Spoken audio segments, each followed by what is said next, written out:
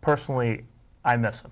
I think he was great for the league. I think he done a lot of stuff for the league behind the scenes that a lot of people didn't understand or knew, and he's sadly missed. Tim, you probably knew him better than anyone. I did. I know it was a tough loss this year. Yeah. And, we've talked quite a bit about him over the last several months, but your thoughts now that we're a couple months into the season? Well, he's definitely missed. He used to watch this show, believe it or not, Chris. It's good to hear someone watches the show, Tim. Thank you very much. Religiously, I gotta write that down. he would watch this show. He was calling. He would. He really did. And if you ever had to ask him about it, sometimes he would say, "Yeah, I watched it." You'd say, "Okay, well, who was on?" And he'd get mad at you, but just to test him and screw around with them. Yeah. But yeah, I knew Punkin from back in the mid-'70s.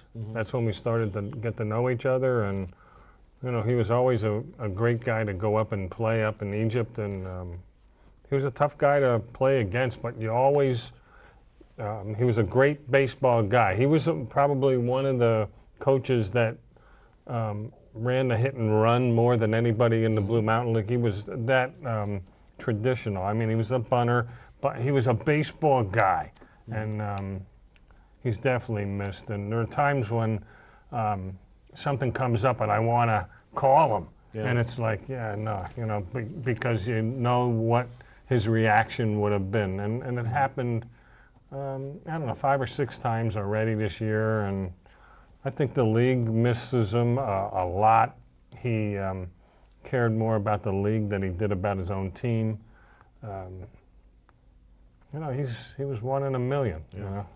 And one of the great things about him was when he would give you a compliment, you knew it was genuine, because he could dish out criticism. He would talk to me, what I do wrong in this program. Wouldn't hesitate to dish it out if you needed it. No, I always appreciated his feedback, and he would say what he didn't like, and he would say what he did like. One of the things that he talked about very glowingly for a number of years, of course, Dave, about your playing ability and your managing ability, and he always said that someday you were going to take over his Orioles, his pride and joy.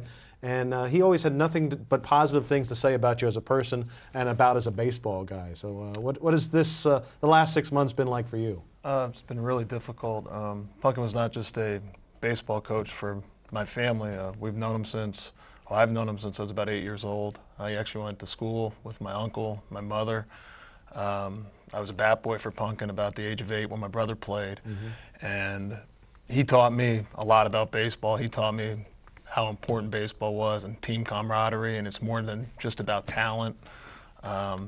So being around that for many years, he gave me a chance to play when I was 16 or 17. Fortunately, I'm still playing at this time and point. But he was the person that was going to tell me when to stop playing. Unfortunately, he's not around, so I don't know if I'll ever stop playing now. Be like Zerfish, just play into your 70s. I tell people I do not want to be Bob Zerfas. Okay, I don't want to keep playing at the age of 60. 60? No, that's true. He played up into 70, but much respect for Bob Zerfas. I'm just kidding when I said I want to be Bob Zerfas. No, you don't. Don't be fibbing. No, much respect for Bob Zerfas, because it's guys like him and Punkin Miller that make the Blue Mountain League. Absolutely. Mr. Pacioli up in Martins Creek, and there's been many other people, but those 3 have really solidified the Blue Mountain League as being one of the best leagues in the area for adult amateur baseball. And without those 3 guys, I don't think the Blue Mountain League would be where it's at today and be around as long as it has been around.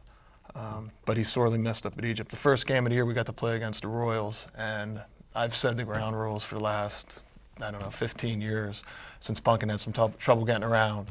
And it was really hard for me to get through the ground rules, and it was standing there with Mr. Zerfas, and it was tough. It was very tough. I actually couldn't say the ground rules because I just didn't know how to get by that day without looking behind me and see Punkin. Normally he's telling our team to run out in the field before we even get through the ground rules, and he's yelling at me for taking too long. So it was a tough day. Fortunately, he put together a good team, and we were able to move forward throughout the season now. Very knowledgeable organizer of talent too. I mean, you could ask him about just about any player in this area coming out of high school, and he had some connections. He knew a little bit about all the players. He was always doing his homework and looking to try to bring in some new people to the team, and of course he's done a great job putting that team together. Bob had already talked about some of the, or touched on the previews and the tributes that you have been doing. Some of the other teams have been doing tributes throughout the year. And what are some of those things, and how have some of the other teams remembered Punkin this year? Well, up at Egypt Memorial Park, Punkin for years was talking about getting a scoreboard donated to Egypt. He talked to Mr. Eberhardt, who owns a car dealership up in Egypt, and to this year we finally got the scoreboard, and opening day was going to be a dedication for the scoreboard. And Punkin was glowing all winter about the fact that we have the scoreboard. Unfortunately, he did not get to see that. So we figured on opening day we made a scoreboard dedication, also Punkin Miller dedication day. Egypt Memorial Park planted a tree in his honor, created a bench painted black and orange in Punkin's seat. And we as a team, we got a plaque made up in memory of Punkin. And basically we're playing the whole season dedicated to Punkin. We got number 18 put on our shirts, and with a lot of help from a lot of people donating some money to make that happen.